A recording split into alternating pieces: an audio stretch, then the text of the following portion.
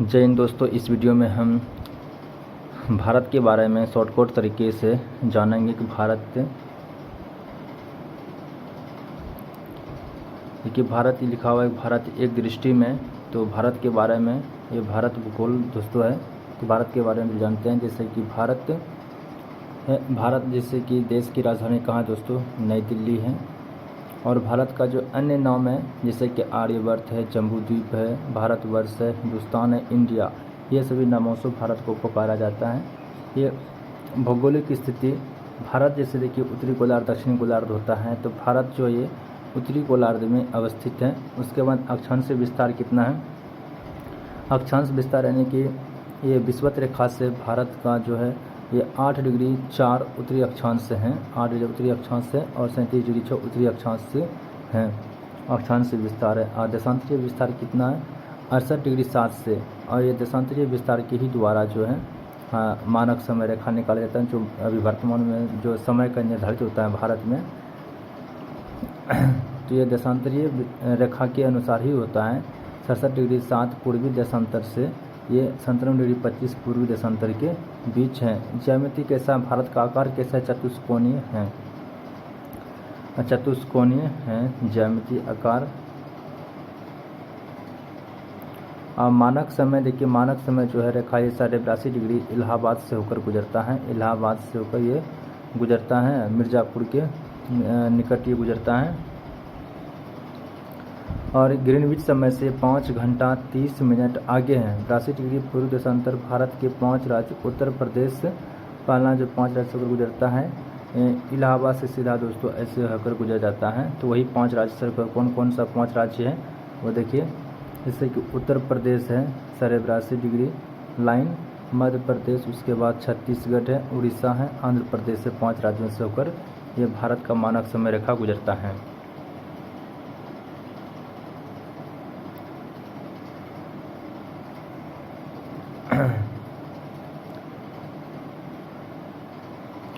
यहाँ का कुल साक्षरता कितना है? कुल साक्षर भारत में जो कुल साक्षर लोग हैं वो 74.04% है, यानी कि 100 में लगभग जो है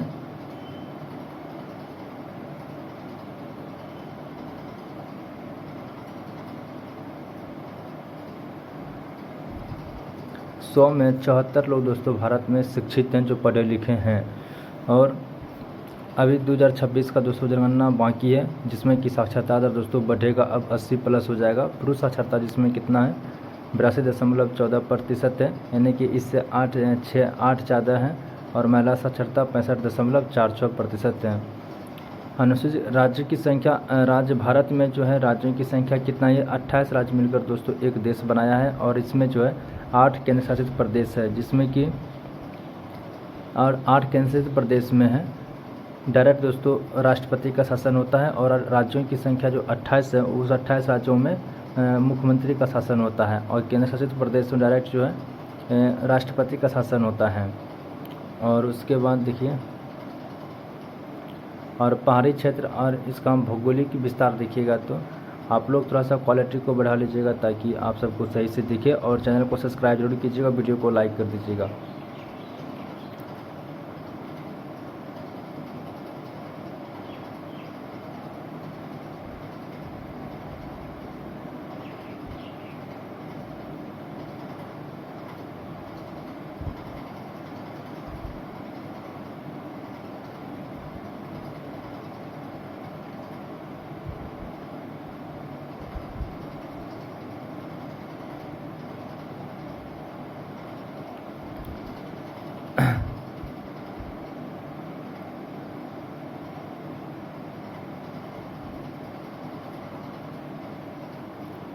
भारत में देखिए पर्वतीय क्षेत्र का विस्तार के नोटिस, तो भारत के कुल भूमि अगर जो 100% है, उस 100% में देखिए पर्वतीय क्षेत्र कितना है 10.7, यानी कि 10% जो पर्वतीय क्षेत्र है जहाँ पर पर्वत हैं।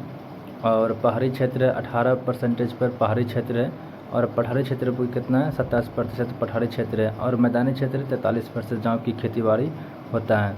कर्क रेखा जो है भारत के 8 राज्यों से होकर गुजरता है। कर्क रेखा, वह कर्क रेखा भारत के 8 राज्यों जो कि भारत को उत्तरी और दक्षिणी भारत में दोस्तों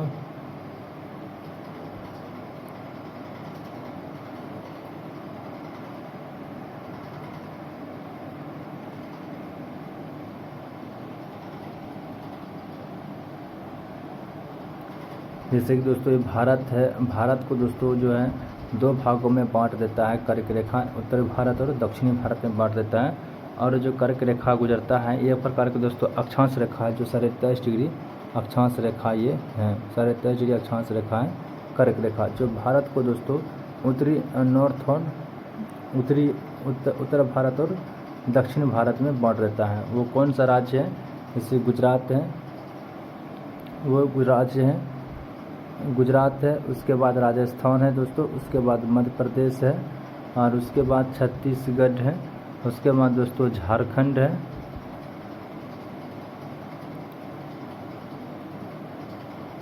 उसके बाद झारखंड है और उड़ीसा है। उसके बाद झारखंड के बाद दोस्तों पश्चिम बंगाल है, पश्चिम बंगाल के बाद दोस्तों त्रिपुरा है, और त्रिपुरा के बाद मिजोरम है। तो कुल दोस्तों 8 राज्यों से होकर गुजरता है। आप लोग ट्रिक याद रख लीजिए, मित्र परगमछा झार।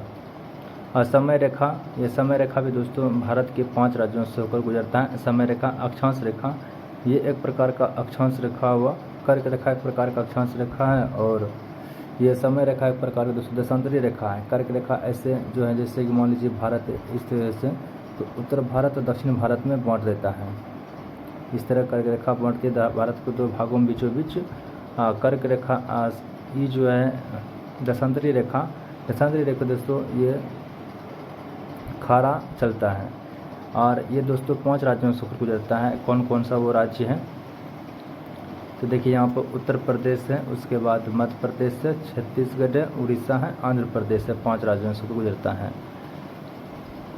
भारत में त्रिशुदक कारखाना कितना है? 23 है। उसके बाद राष्ट्रीय राजमार्ग की संख्या 599 है। बड़े बंदरगाह की संख्या 13 है। और राष्ट्रीय पशु का वैज्ञानिक नाम क्या है? पैंथेरा टाइग्रिस है। और राष्ट्रीय विरासत पशु कौन सा है? यह हाथी है। राष्ट्रीय विरासत पशु हाथी है। और राष्ट्रीय पक्षी कौन सा है? ये मोर है। मोर, इसका वैज्ञानिक नाम क्या? पावो क्रिस्टस है।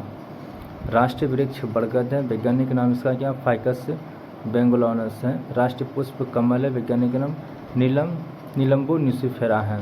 राष्ट्रीय चिन्ह इसका अशोक स्तंभ है। राष्ट्रीय गान जन गण मन है, इसका जो रचना किया था, जिसने लिखा था, वो रविन्द्रनाथ टैगोर के द्वारा लिखा गया था।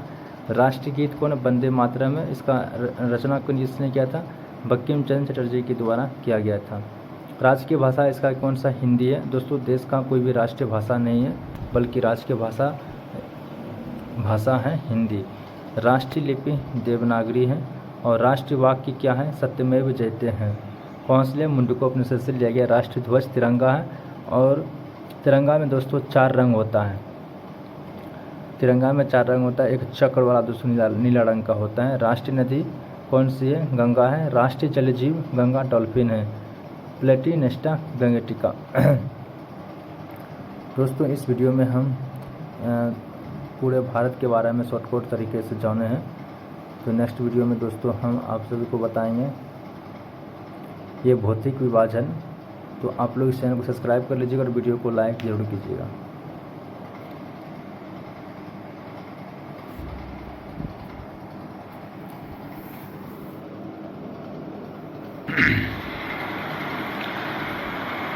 तो जय हिंद दोस्तों, इस वीडियो में हम देखेंगे भारत भूगोल को। देखिए यहाँ पे लिखा हुआ है